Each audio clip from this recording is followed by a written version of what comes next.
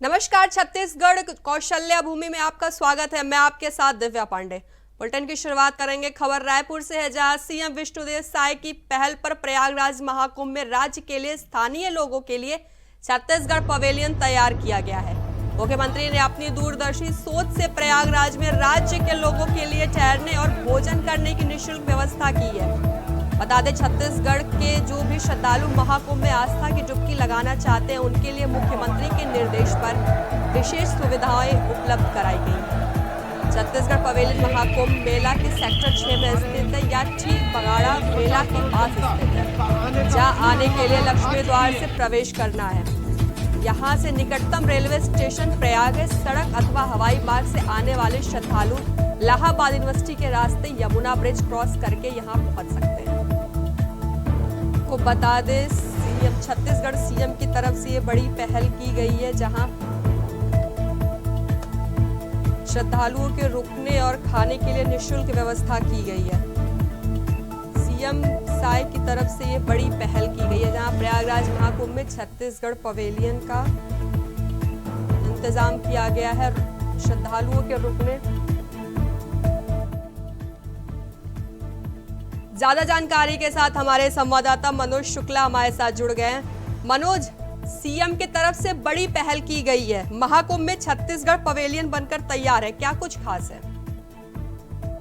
आपको बता दूं कि सनातन धर्म का एक बहुत ही इसको कुंभ का बहुत मान्यता है सनातन धर्म में। तो इसको लेकर पूरे देश में आप देख सकती हैं कि कितना देश विदेश के लोग जो है कोई कुंभ में आ रहे हैं। इतने सालों बाद करोड़ों की संख्या में लोग मकर संक्रांति के दिन जो है डुबकी लगाए हैं माँ गंगा में। तो ऐसे में जो है सभी प्रदेशों से लोग वहाँ पहुँच रहे हैं। तो कई प्रदेशों के मुख्यमंत्री भी अपने अपने प्रदेशों की जनता के लिए तमाम व्यवस्थाएं कर रहे हैं। इसको लेकर छत्तीसगढ़ सरकार भी वहाँ पर अपना जो है छत्तीसगढ़ वासियों के लिए जो है इंतजाम किया है। वहाँ रुकने का और उनके खाने पीने का निःशुल्क व्यवस्था किया गया है। छत्तीसगढ़ में भी बीजेपी की सरकार है, तो इस वजह से जो है ये जो एक बड़ी पहल छत्तीसगढ़ सरकार की तरफ से मानी जा रही। छत्तीसगढ़ से लाखों श्रद्धालु जो है कुंभ में स्नान करने के लिए यहाँ से भी गए हुए हैं। तो इसको देखते हुए मुख्यमंत्री विष्णुदेव साय ने एक बड़ी पहल जो है यहाँ की जनता के लिए किया है। जी बिल्कुल मनोज, और इस पवेलियन में क्या कुछ खास देखने को मिलेगा, क्या कुछ सुविधाएं दी गई हैं श्रद्धालुओं को? ये आपको बता दूं कि जो छत्तीसगढ़ जनता के लिए बनाया गया है जगह, वहाँ पर निःशुल्क जो है रहने की व्यवस्था की गई है और उनके खाने की भी व्यवस्था की है। और आपको बता दूं, रेल मंत्रालय की तरफ से भी यहाँ से छत्तीसगढ़ से कुंभ के लिए स्पेशल ट्रेन जो है चलाई जा रही है, जिससे जनता को किसी प्रकार की दिक्कतों का सामना न करना पड़ेगी। जी, इस खास पहल, इस पवेलियन को लेकर श्रद्धालुओं का क्या कुछ कहना है इस पर? देखिए, आपको बता दूं कि जो यहाँ के श्रद्धालु गए हैं उनसे भी हमारी बात हुई है। तो उनका कहना है कि एकदम चाक चौबंद व्यवस्था है सुरक्षा की दृष्टि से भी। योगी की सरकार यहाँ पर है, जिसको किसी प्रकार की दिक्कत नहीं है। और हर जैसे पहले की अपेक्षा इस वर्ष जो कुंभ में सुरक्षा व्यवस्था की बात कर ले तो काफी चाक चौबंद व्यवस्था देखने और तमाम इंतजाम को लेकर जो है जनता का सीधा कहना है कि बहुत ही अच्छी व्यवस्था यहाँ पर की गई है। और साथ ही साथ छत्तीसगढ़ सरकार की जो ये पहल की गई है छत्तीसगढ़ वासियों के लिए, वो भी एक सराहनीय पहल है। जी मनोज, इस पवेलियन में अब तक कितने श्रद्धालु पहुंच चुके हैं?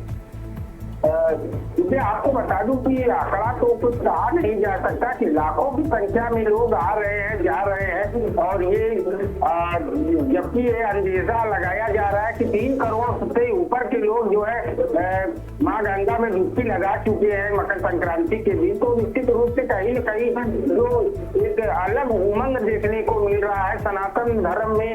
ऐसा जो है इस बार जो व्यवस्था वहाँ की गई है उत्तर प्रदेश के मुख्यमंत्री योगी आदित्यनाथ की तरफ से, वो सराहनीय पहल मानी जा रही है। जिस प्रकार से कुंभ में व्यवस्था की गई उसको देखते हुए पहले की अपेक्षा इस बार ज्यादा वहाँ पर श्रद्धालु पहुँच रहे हैं। तो निश्चित रूप से जो है सराहनीय पहल मानी जा सकती है सरकार की, चाहे वो छत्तीसगढ़ की सरकार हो या उत्तर प्रदेश की सरकार हो। जी ठीक है मनोज, आप बने रहिए हमारे साथ।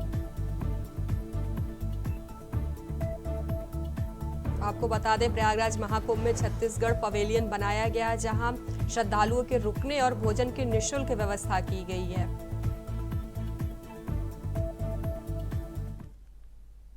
आगे बढ़ेंगे जहां खबर जागीर से, जहां नकाब पोस्ट 2 बदमाशों ने एक गार्ड को गोली मारकर लूट की घटना को बड़ा अंजाम दिया है और घायल गार्ड को अस्पताल में भर्ती कराया गया है, जहां उसका इलाज चल रहा है। घटना को अंजाम देने के बाद बदमाश लाखों रुपए लेकर फरार हो गए हैं। आपको बता दें कि शराब दुकान में रुपए कलेक्शन के लिए गार्ड पहुंचा था, जहां शराब दुकानों से 78 लाख रुपए इकट्ठा किए गए थे। तभी बाइक सवार 2 बदमाश वहां पहुंचे और गार्ड को निशाना बनाते हुए बदमाशों ने हथियार से फायरिंग की और बदमाश वैन में रख के कैश से भरा बैग लेकर फरार हो गए। फिलहाल पुलिस मामले की जांच कर रही है।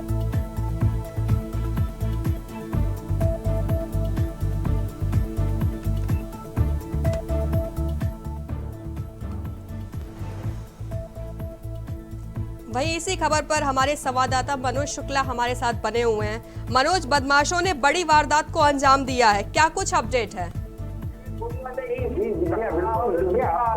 छत्तीसगढ़ में कानून व्यवस्था के नाम से लगातार जो है सरकार की टिप्पणी बनी हुई है और ऐसे में ये बड़ी घटना देर शाम को हुई है और 78 लाख रुपए की बड़ी लूट जो है ये बदमाशों द्वारा 2 नकाबपोश बदमाशों द्वारा किया गया। ये कानून व्यवस्था के लिए एक बड़ा सवाल खड़ा कर दिए हैं। और आपको बता दूं, छत्तीसगढ़ में जो शराब की दुकानें हैं वो सरकार खुद उसको चलाती है और ऐसा भी नहीं, और प्रदेशों में तो प्राइवेट संस्थान द्वारा शराब की दुकानों को संचालित किया जाता है, लेकिन छत्तीसगढ़ में सरकार खुद जो है शराब की दुकानों का संचालन करती है और वहाँ पर भी सुरक्षा कर्मी की तैनाती भी की गई है। तो ऐसे में अब ये बड़ा सवाल सामने निकल कर आ रहा है। कानून व्यवस्था के साथ साथ सरकार के ऊपर भी सवालिया निशान खड़े हो रहे हैं और 78 लाख रुपए काफी बड़ी रकम है। जो है 2 नकाबपोश बदमाश आके गार्ड को देसी गत्ते से फायर करके जो है उसको घायल कर दिए और 78 लाख रुपए लेके चंपत हो गए। अब वही पुलिस के लिए भी ये किरकिरी बनी हुई है, शासन प्रशासन के लिए भी ये सवालिया निशान खड़ा कर दे रहा है। जी मनोज, बिल्कुल, बदमाशों ने गार्ड को गोली मारी है, गार्ड की क्या कुछ स्थिति है? जी आपको बता दूं, विजया की जो गार्ड को आनंद में हॉस्पिटल में भर्ती कराया गया और वो खतरे से बाहर बताया जा रहा है, लेकिन फिलहाल जो ये बड़ी वारदात को अंजाम दिया गया, ये कहीं न कहीं सरकार के ऊपर एक बार फिर जो है कानून व्यवस्था को लेकर सवालिया निशान खड़ा कर दिया है। आपको बता दूं, आए दिन छत्तीसगढ़ की राजधानी में चाकूबाजी की घटनाएं होती रहती है जो थमने का नाम नहीं ले रही है और उसको लेकर विपक्ष लगातार सरकार को आड़ो हाथे ले रहा है और ऐसे में एक बार फिर विपक्ष को बैठे बैठाए एक बड़ा मौका मिल गया है। निश्चित रूप से विपक्ष भी अब कानून व्यवस्था को लेकर हमलावर हो जाएगी। जी ठीक है मनोज, जानकारी के लिए आपका धन्यवाद।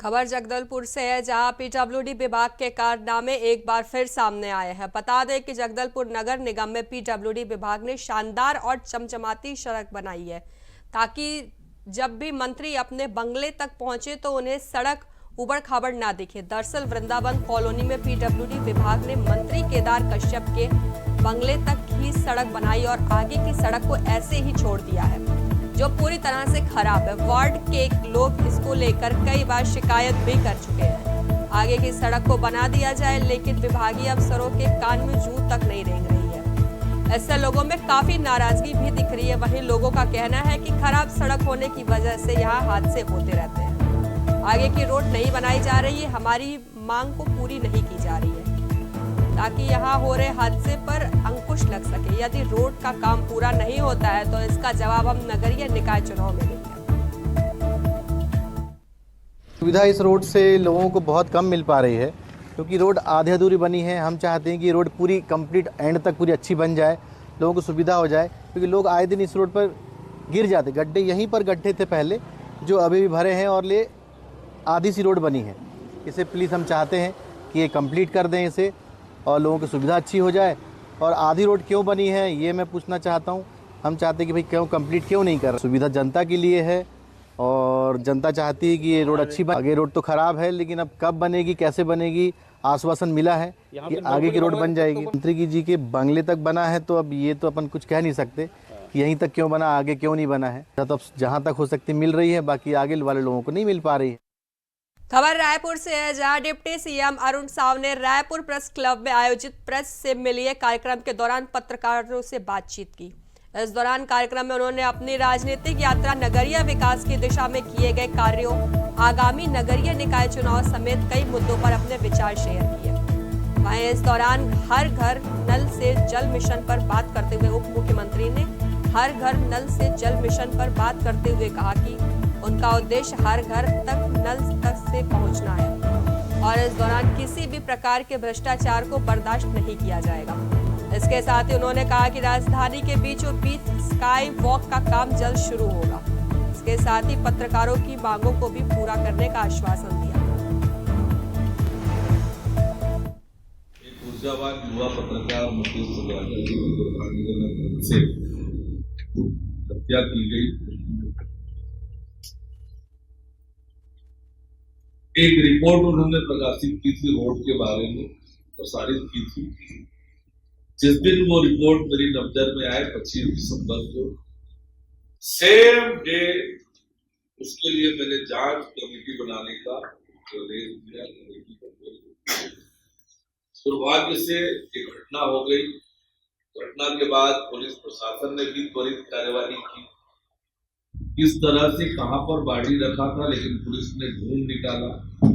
अपने आप में ये पुलिस की तत्परता को दिखाता है। सभी प्रमुख अभियुक्तों की गिरफ्तारी हो गई है और जो मैंने जांच कमेटी बनाई थी अपने विभाग में, वो कमेटी वहां दौरा करके आ गई है। एक आध दिन में ही उसकी रिपोर्ट आ जाएगी। सरकार ने उस घटना को बहुत गंभीरता से लिया है और जांच रिपोर्ट में जो भी तथ्य आएंगे उसके आधार पर कार्यवाही होगी। प्रारंभिक तौर पर संबंधित ठेकेदार के लाइसेंस हमने निलंबित किए, उसके सभी ठेके निरस्त कर दिए गए हैं। आगे जांच में जो तथ्य आएंगे, जिन जिन पर कार्रवाई करने की स्थिति आएगी, जो तथ्य आएंगे उस पर कार्रवाई करेंगे। और जो पीड़ित परिवार है उसके लिए भी मदद करने के लिए सरकार हर संभव कोशिश कर रही है। तो सरकार किसी भी तरह के अपराध और भ्रष्टाचार को संरक्षण देने का, बचाव करने का कोई कारण नहीं, चाहे वो व्यक्ति कोई। आगे बढ़ेंगे। पार्टी के नए मुख्यालय इंदिरा भवन के उद्घाटन पर कांग्रेस नेता भूपेश बघेल ने कहा कि मैं पार्टी के सभी नेताओं और सदस्यों को बधाई देता हूं। इस नए मुख्यालय से एक नई शुरुआत होगी, इससे कांग्रेस पार्टी मजबूत होगी। बता दें, इंदिरा भवन का उद्घाटन हुआ है, जहां कांग्रेस नेता भूपेश बघेल ने बधाई दी है।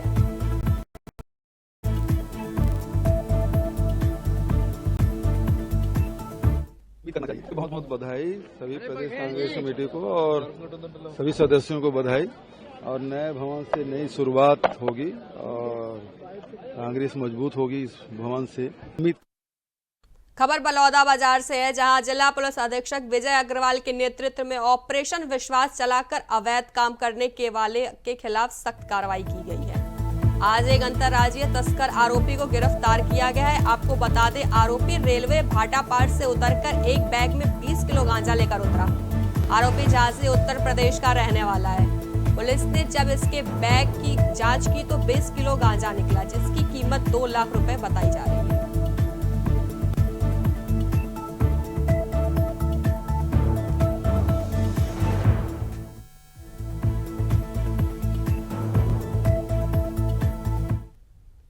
खबर बलौदा बाजार से है, जहां पटवारी की नौकरी के नाम पर आदिवासी महिला से 6,30,000 की ठगी की गई है। सुहेला की रहने वाली पूर्णिमा ध्रुव ने पटवारी की परीक्षा दी थी। आरोपी संतोष सिंह ने राजपूत ने पीड़िता को अपनी जान पहचान मंत्रालय में है, उसकी नौकरी लगवा दूंगा कहकर बातों में फंसा लिया। बेरोजगार युवती आरोपी की बातों में आकर उसे 6,30,000 रुपए दी। जब पटवारी चयन परीक्षा की लिस्ट निकली तो पीड़िता का नाम नहीं था। पीड़िता ने आरोपी से कहा तो उसने उसे फर्जी ज्वाइनिंग लेटर दे दिया। पीड़िता जब ज्वाइनिंग लेटर का कलेक्ट्रेट पहुंची तो उसे पता चला कि यह ठगी का शिकार हो गई।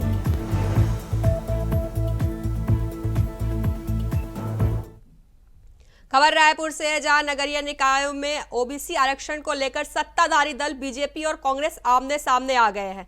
बीजेपी ने जहां इस मामले में कांग्रेस पर भ्रम फैलाने का आरोप लगाया है, तो कांग्रेस ने कहा है कि बहुसंख्यक समुदाय के साथ बीजेपी सरकार अन्याय कर रही है। इसके विरोध में कांग्रेस आज प्रदेश भर में आंदोलन करेगी। बीजेपी ने इस मुद्दे पर पत्रकार वार्ता करके स्पष्ट कहा है कि निकाय चुनाव में भाजपा सामान्य सीटों पर भी ओबीसी कैंडिडेट खड़ा करेगी।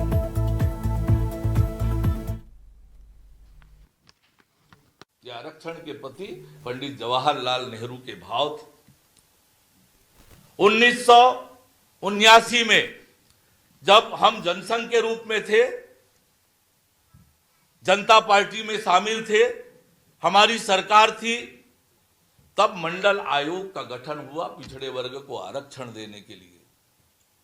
पर उस आयोग की कमीशन की रिपोर्ट को कांग्रेस पार्टी ने कभी झांका तक नहीं। जब फिर 90 में वीपी सिंह के नेतृत्व में भारतीय जनता पार्टी की समर्थन वाली सरकार बनी, तब मंडल आयोग की रिपोर्ट को लागू किया गया। तब कांग्रेस पार्टी विपक्ष में थी और उन्होंने किया, जमकर विरोध किया। छत्तीसगढ़ में कांग्रेस पार्टी ने क्या किया? पिछड़े वर्ग के लिए आरक्षण की व्यवस्था की धोखा देने के लिए अपने ही व्यक्ति को उच्च न्यायालय भेजा, स्टे हुई और उस व्यक्ति को पद से नवाजा।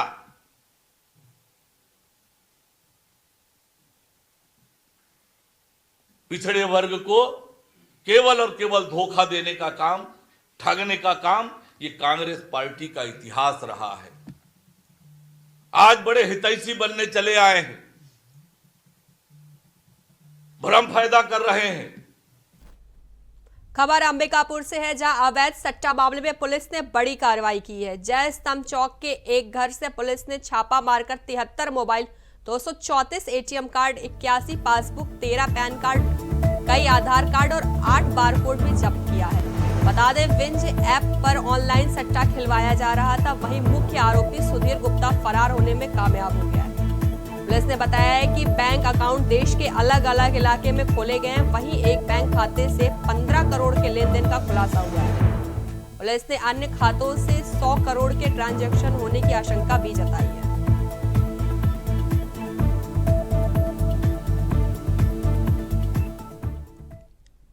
खबर रायपुर से है, जहां शहर की चरमराई यातायात व्यवस्था की वजह से आज फिर एक बड़ी घटना सामने आई है।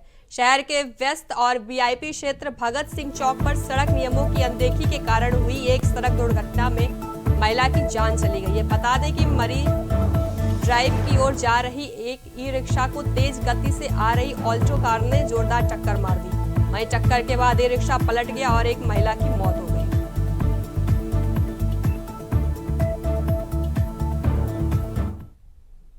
आगामी नगरीय निकाय चुनाव के लिए कांग्रेस ने 114 नगर पंचायतों के लिए पर्यवेक्षकों की सूची जारी कर दी है। इन पर्यवेक्षकों को नगर पंचायत में अध्यक्ष और वार्ड पार्षदों के आवेदनों की प्राथमिकता के आधार पर सूची तैयार करने का कार्य सौंपा गया है। यह सूची पीसीसी प्रदेश कांग्रेस कमेटी को दी जाएगी ताकि चुनावी प्रक्रिया से पारदर्शिता और सही उम्मीदवारों का चयन हो सके।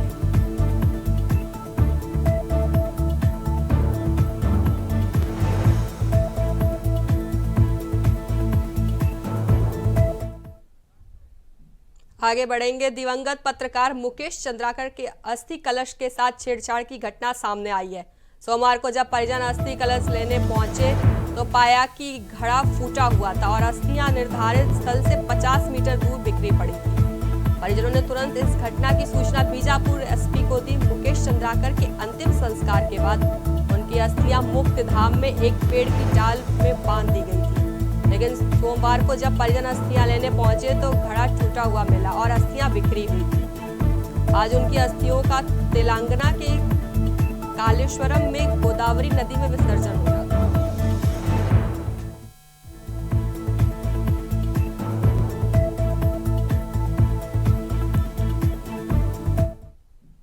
रायपुर में नौकरी से निकले गए बीएडधारी सहायक शिक्षकों ने अर्धनग्न होकर सरकार के खिलाफ प्रदर्शन किया है। सभी पुरुष शिक्षकों ने अपने आधे वस्त्र उतारकर अपनी पीड़ा और आक्रोश व्यक्त किया है। यह कदम सरकार तक अपनी बात पहुंचाने और सेवा सुरक्षा एवं समायोजन की मांग को बल देने के लिए उठाया गया है। पुरुष शिक्षकों ने आत्मसम्मान को दांव पर लगाकर अपनी आवाज बुलंद की है। कल आदिवासी महिला शिक्षकों ने 3,000 से अधिक शिक्षकों ने नेशनल हाईवे पर दंडवत प्रणाम करते हुए सरकार से न्याय की और गुहार लगाई। प्रदर्शनकारियों ने कहा, यह आंदोलन न केवल सोशल मीडिया पर ट्रेंड कर रहा है, प्रदर्शन कर रहे शिक्षकों का क्या राष्ट्र निर्माण में अहम योगदान देने वाले शिक्षकों का ऐसा अपमान उचित है?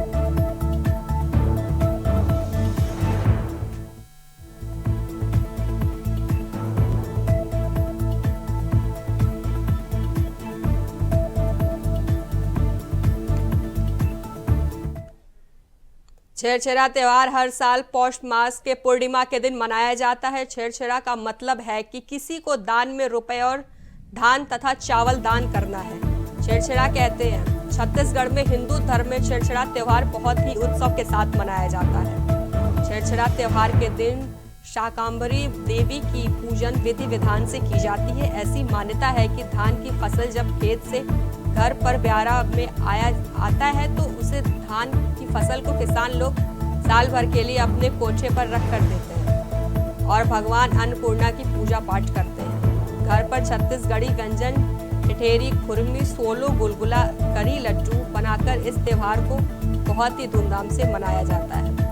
बता दें, बच्चे हर घर में जाकर छेरछेरा माई कोठी के धान लार हेर हेरा बोलते हैं। छत्तीसगढ़ के लोग अपने धान हर छोटे छोटे बच्चों को उनके झोले पर डालते हैं।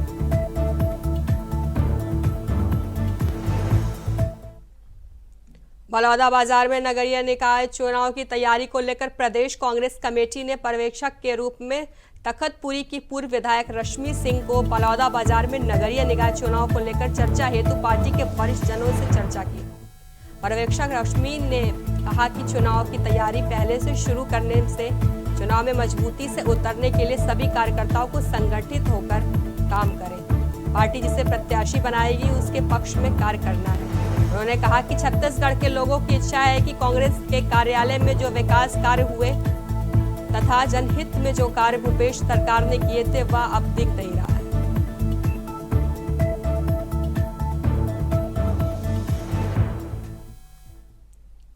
आगे बढ़ेंगे। मुख्यमंत्री विष्णुदेव साय ने कोंडागांव जिला मुख्यालय में आयोजित विकास कार्यों के लोकार्पण शिलान्यास समारोह को संबोधित करते हुए कहा, हमारी साल ने 1 साल पूरे कर लिए हैं और इस 1 साल के दौरान हमारे यशस्वी प्रधानमंत्री मोदी द्वारा दी गई गारंटी के अनुरूप हमने हर वर्ग से जुड़े वायदों को पूरा किया है। हम हर महीने महतारी वंदन योजना की राशि माताओं और बहनों के खाते में भेज रहे हैं। 1 तारीख को ही हम जब हमारी माताओं और बहनों के मोबाइल में मैसेज आता है तो उनके चेहरे पर मुस्कान आ जाती है। माताओं बहनों के चेहरे पर आई या मुस्कान ही हमारे कार्य की सार्थकता है।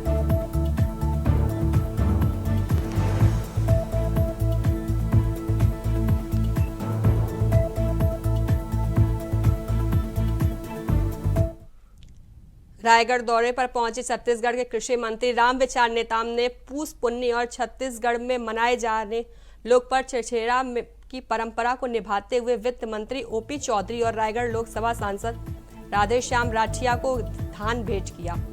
वित्त मंत्री ओपी चौधरी ने कृषि मंत्री रामविचार नेताम से छेरछेरा मांगा।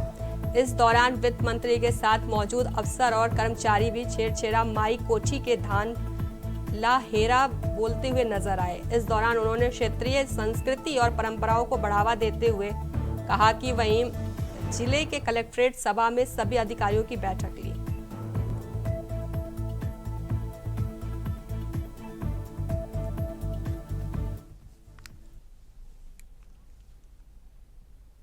फिलहाल के लिए बस इतना ही। देश और दुनिया की तमाम बड़ी खबरों के लिए जुड़े रहिए इंडिया वॉइस के साथ।